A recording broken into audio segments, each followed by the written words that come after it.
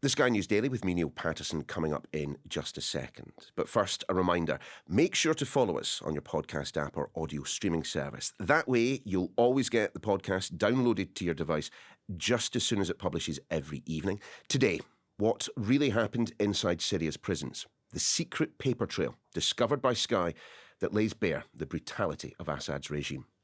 Donald Trump is heading back to the White House. Together we can truly make America great again. We are in for an unpredictable but fascinating 4 years. And we're going to be following every twist and turn for the first 100 days. We'll be bringing you the latest updates and analysis first thing every morning. So join me, James Matthews. Me, Martha Calnett. And me, Mark Stone. For Trump 100, every weekday at 6 a.m, wherever you get your podcasts. There is a new regime in Syria. Back in December, fighters wrestled the country from the grip of President Bashar al-Assad. He and his family fled to the safety of Russia. Those who remain in the country now want answers, particularly as to what happened to the hundreds of thousands of brothers, sisters, parents, children that were arrested, thrown in prison, and never seen nor heard from again. Our team has unearthed paperwork from inside one of those jails that shines a spotlight on the crimes committed by the Syrian state on people Assad claimed were criminals. Back in the studio, our chief correspondent, Stuart Ramsay. Hi, Stuart. Hi. And his producer, Dominique Van Heerden. Nice to actually be here with you, Neil. Stuart, you've been there a number of times. I mean, why is this place so important for you to return to it? I suppose it was important because I was there in 2011. Mm-hmm. It was part of the Arab Spring, but Syria was behind the other countries and became a place where a lot of journalists and friends of mine were killed as well. So it was important to go back. Also, in this instance, it fell so quickly. The regime collapsed in a week. I couldn't believe it. So just getting in there became an absolute imperative for us both, I think. Yeah, absolutely. Syria is a journalist story in a funny kind of way. You know, it's over a decade, we've all lived it in some way, shape or form. So to actually be stepping into Damascus and then to Homs was almost like stepping out of a story that you never thought you'd do, stepping into it. I suppose this story starts around about the time of the fall of the Assad regime, Stuart, back in December. Just tell us what it was like. Yeah, it was very interesting crossing the border from Lebanon. Nobody had expected it to open, arriving to see the passport offices empty, no guards, driving into Damascus, going to one of the main squares, a famous square, and just hundreds of gunmen firing into the air in celebration, people out on the streets cheering. I think we spoke to quite a few of the fighters. I think they were in shock as well. I think they had been amazed that in just a week the regime had completely collapsed and they had got into the capital. And Dominic, this was the point at which the prisons started to be opened up. Yeah. On the Saturday night before it was announced that Damascus had fallen, already one of the biggest and most notorious prisons, Sednaya prison in Damascus, was being emptied out of prisoners. Just remind us, what was the purpose of this network of prisons? Because there were lots of them. They were brutal, bloody places. And it is a network across the country, no major city spared. Political security prisons, these are the prisons people are brought to if they're suspected of terrorism, you know, whatever their definition of that is, or of any kinds of crimes against the state or seen as against President Bashar al-Assad. Just to add to Dominique, the really key point of why this whole network of prisons and interrogation cells, et cetera, existed was to keep the Assad family in power. That's what it was all about. While doing this, the regime officials were awfully corrupt as well, so they ran it as a business and they enriched themselves on this by locking people up. And this was the first time, Stuart, that you saw the documentary evidence that had been compiled in these prisons. Yes, in Sednaya, for example, a lot of the inmates had been let out and documents would already have been taken over by what was to become the new government. We went to Homs, which is a couple of hours away from Damascus, into a notorious prison complex, one of the most dangerous places for people to be taken to in the country. This is the political wing.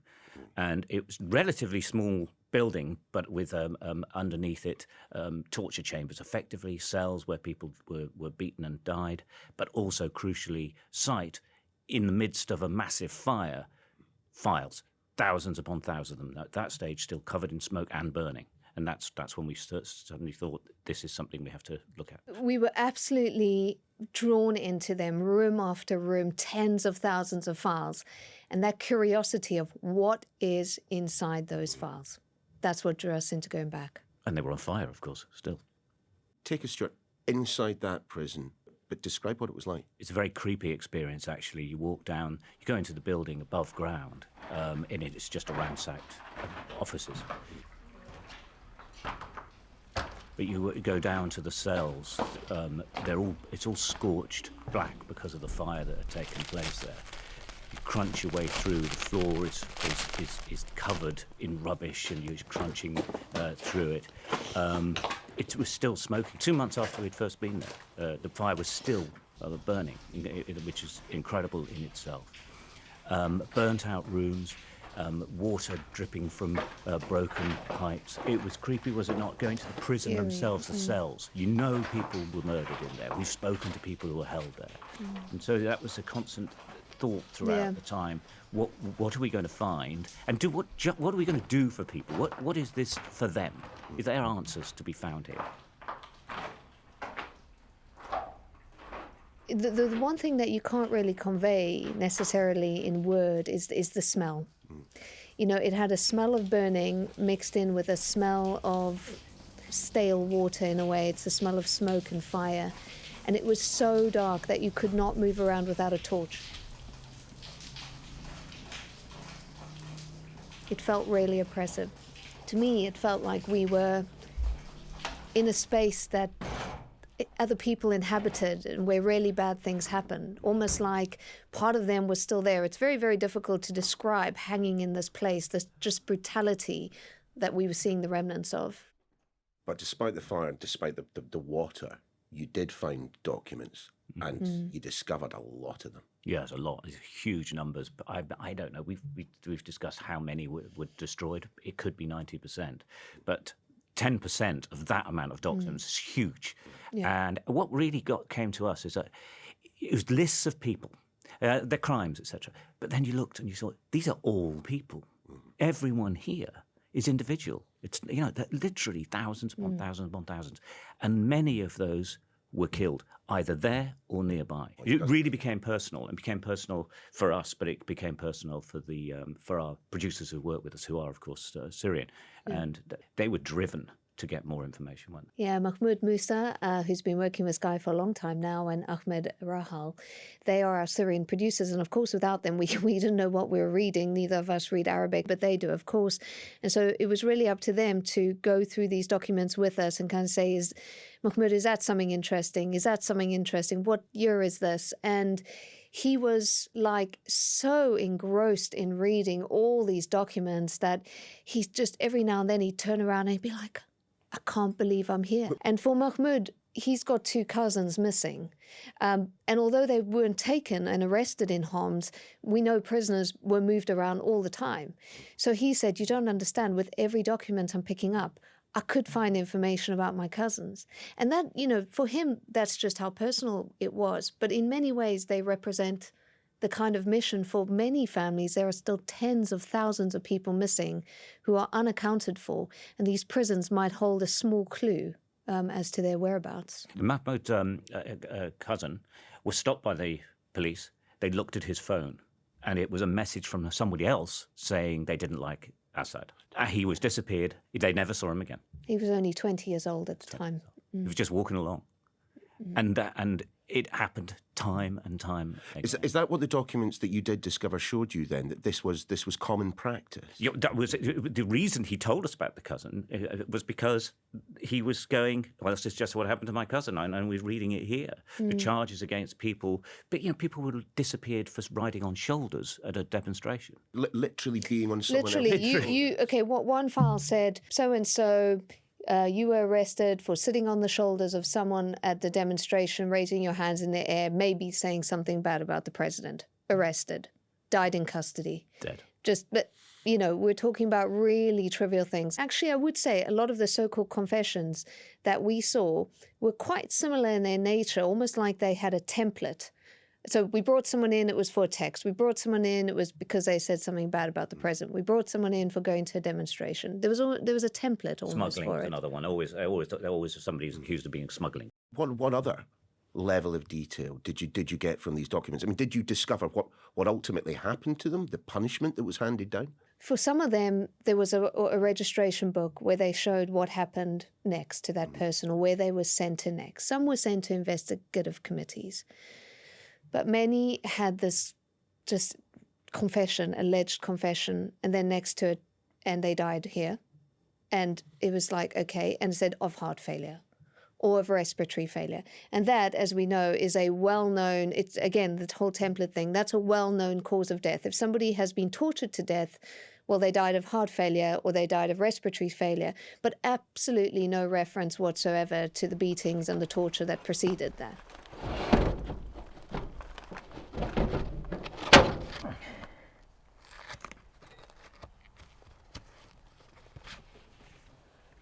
And this is the death certificate. Exactly. So it was sent by the hospital and gave the reason behind his death. Is that heart attack or is it breathing? Breathing. Breathing. Yeah.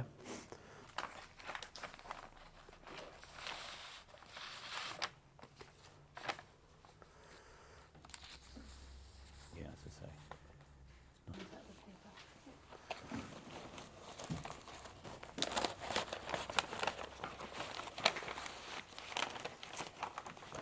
Yeah.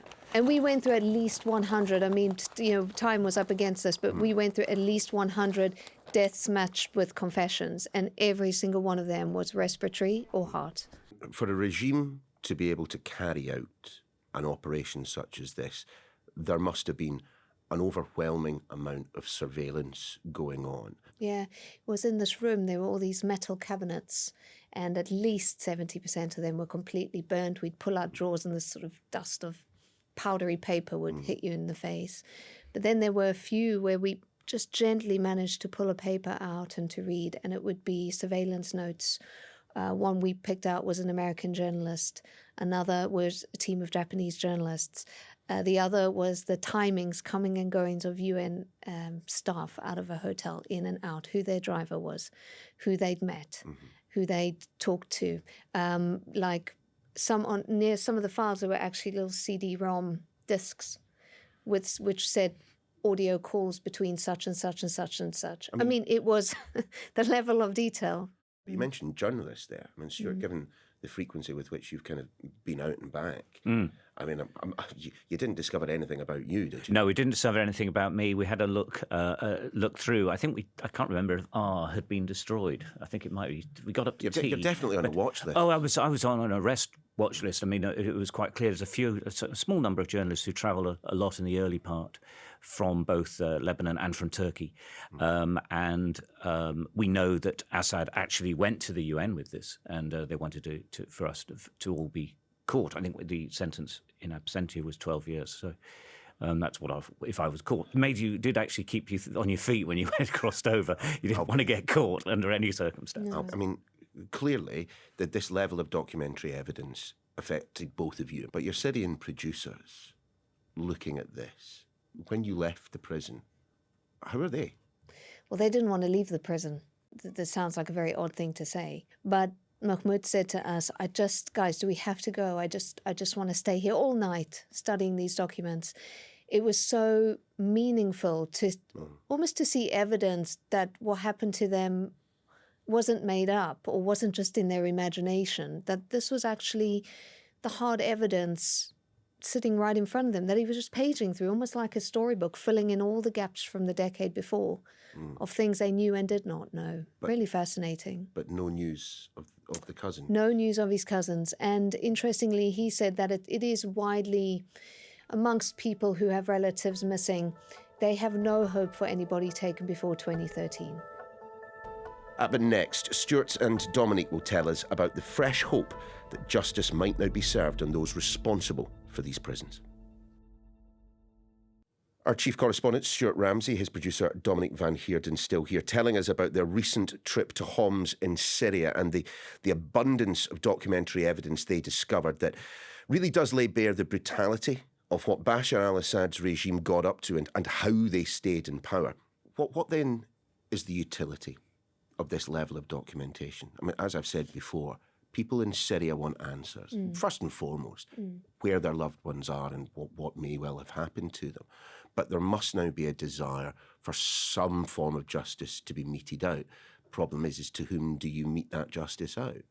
Yeah, and that's going to be the difficulty for the new government, because they are very acutely aware as well that they don't want to create the wrong impression of just going after absolutely anybody and turning the country upside down, a kind of retribution, but that they want to very specifically find out the people who gave these orders. If they could have Bashar al-Assad, they would, and his most senior people, they would absolutely take that. And, you know, people want justice. Syrians want justice. They want somebody to be accountable for what happened to their loved ones. Do they have any hope, though, that justice can ever be achieved, given that Bashar al-Assad is in Moscow and he's going nowhere? Well, obviously, they have a card, and that is that Russia has two big major bases, military bases in Syria still. I suspect that Mr. Assad might not be as secure as he currently may feel. The Russians might easily do a deal and say, we'll keep our bases, you can have him back. Certainly there's enough people within the leadership would hope that's the case.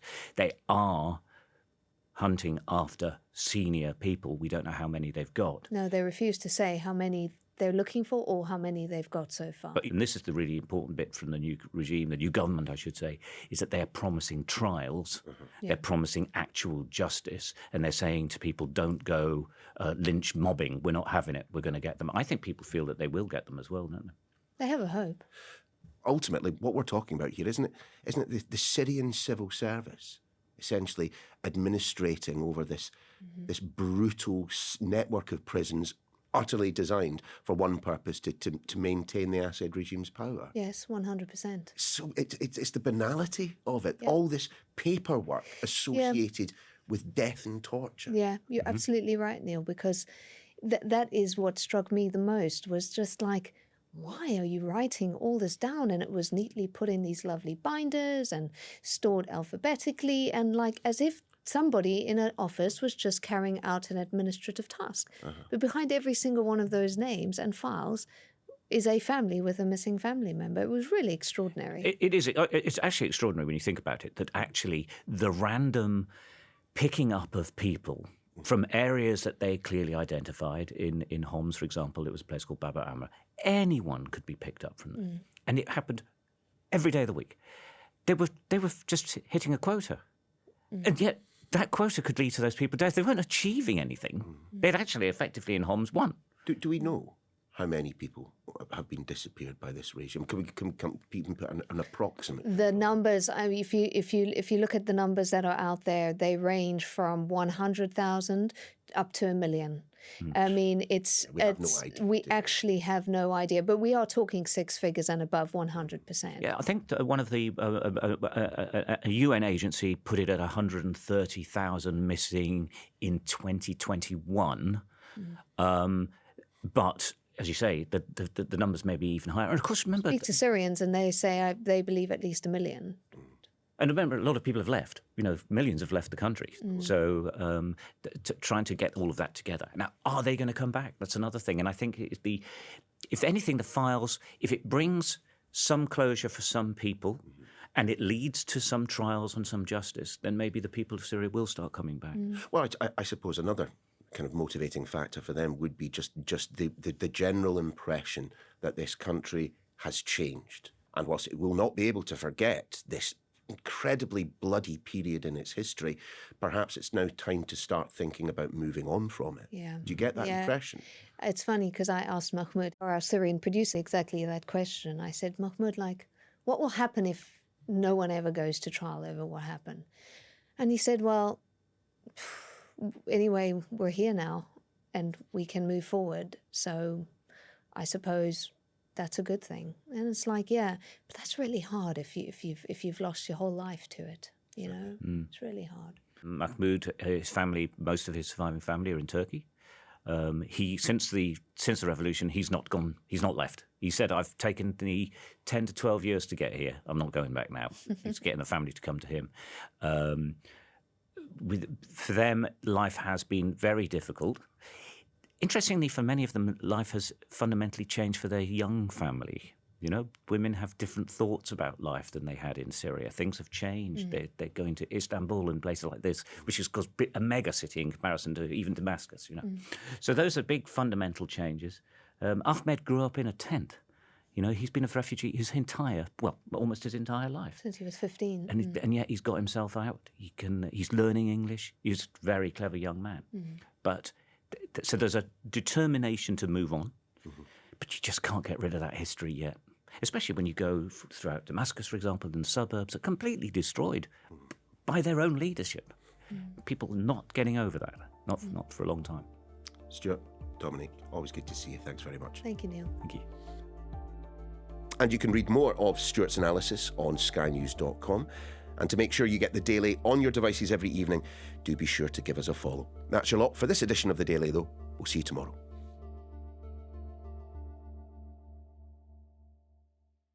Donald Trump is heading back to the White House. Together we can truly make America great again. We are in for an unpredictable but fascinating 4 years. And we're going to be following every twist and turn for the first 100 days.